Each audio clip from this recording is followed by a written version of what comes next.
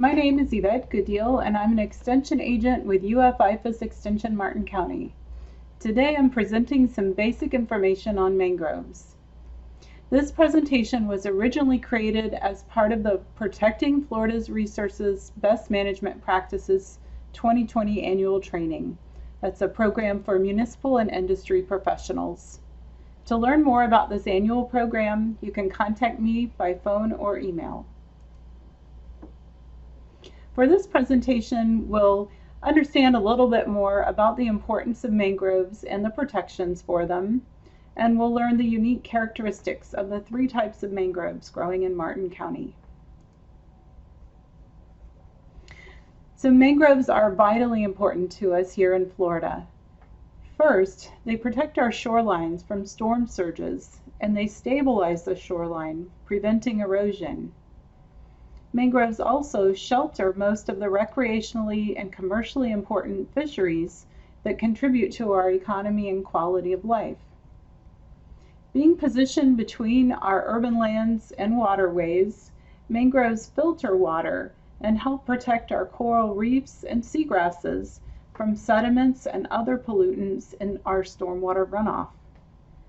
For these reasons, mangroves are protected by Florida statutes in the Mangrove Trimming and Preservation Act, which limits trimming of mangroves. Specifically, the Act prohibits trimming or altering mangroves on uninhabited islands which are publicly owned or on land set aside for conservation, preservation, or mitigation, except where necessary to protect the public health, safety, and welfare, or to enhance public use of or access to conservation areas in accordance with approved management plans. And the Act also restricts trimming of mangroves on private property. So depending on the site conditions, a permit may be needed in order to trim mangroves. Be familiar with the Mangrove Trimming and Preservation Act before conducting or hiring anyone to conduct mangrove trimming on your property. The Florida Department of Environmental Protection offers the helpful information you need if you are considering either trimming mangroves or hiring someone to trim mangroves. On the FDEP Mangrove Trimming Coordination Resource page at the link here, you can find answers to frequently asked questions about mangrove trimming, an application to request permission to conduct trimming, instructions for becoming a professional mangrove trimmer, a list of professional mangrove trimmers if you're looking to hire one, and a good number of informational videos on mangrove protections, permitting, and more. One of the helpful resources offered on the FDEP page is the booklet pictured here titled Mangrove Trimming Guidelines for Homeowners, which can also be of use for landscape professionals. It gives information on the mangrove trimming requirements, when a permit or professional mangrove trimmer is required, instructions on properly trimming without damaging the mangrove, and color photos to help you identify different species of mangroves. It's generally agreed that there are three species of native mangroves here in Florida: the black, red, and white mangroves.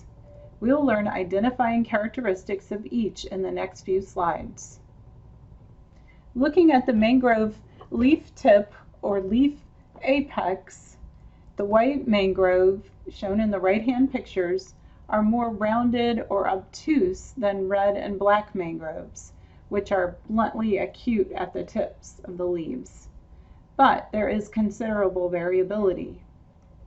Also, white mangrove has a notch in the tip of the leaves. You can see this characteristic notched leaf apex best in the far right image. If you were seeing these plants up close, you would be able to note the black mangrove has hairs covering the undersides of its leaves.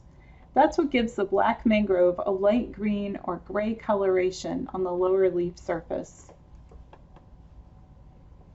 Next, we'll look at some of the different glands found on mangrove leaves. Black and white mangroves have glands on their leaf surfaces that excrete excess salt. Black mangrove is the most salt tolerant. The excreted salt is usually more evident on the leaves of black mangrove. Historically, indigenous people gathered the mangrove leaves for this salt, and the wood was an important fuel source for smoking fish.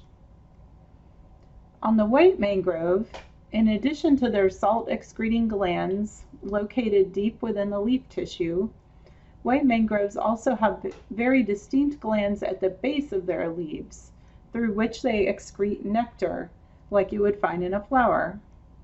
The glands are called extrafloral nectaries, nectar sources located separate from the flowers.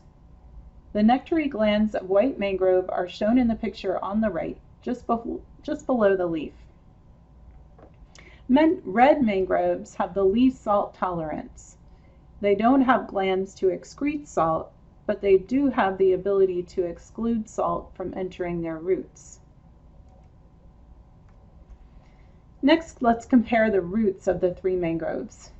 Black mangrove has distinctive short root branches that grow upright underneath the black mangrove and reach heights of 2 to 20 centimeters. These branches help the mangrove roots exchange gases with the surrounding air, so they're known as aerating branches or pneumatophores. Red mangrove has aerial prop roots. As the red mangrove trees age, they put down large prop root supports at increasing distances away from the original base of the tree. This horizontal growth habit, with prop root supports established along the way, has led to the metaphor of walking trees for the red mangrove. White mangroves can exhibit a couple of different rooting patterns depending on the site conditions. As shown in the top right picture, white mangroves may have aerial roots close to the water, similar to the red mangrove, or when they're growing in anaerobic or chemically stressed soils, some white mangroves form pneumatophores, similar to those of the black mangrove. The pneumatophores are shown in the lower right photo. Lastly, the fruits of the three mangroves are also very distinctive. First, black mangrove seeds look like lima beans when they emerge from the fruit. In the leftmost pictures here, you see the black mangrove fruits above, and then the seed emerging from a fruit in the lower picture.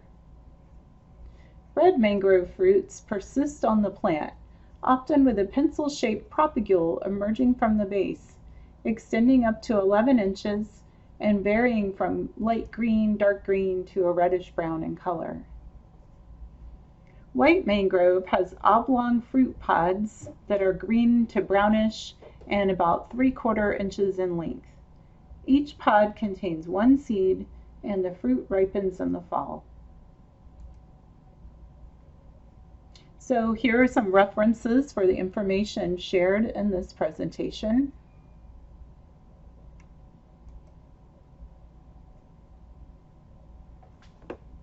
And that's a short introduction to some of the key identifying characteristics of mangroves and the ways they are protected.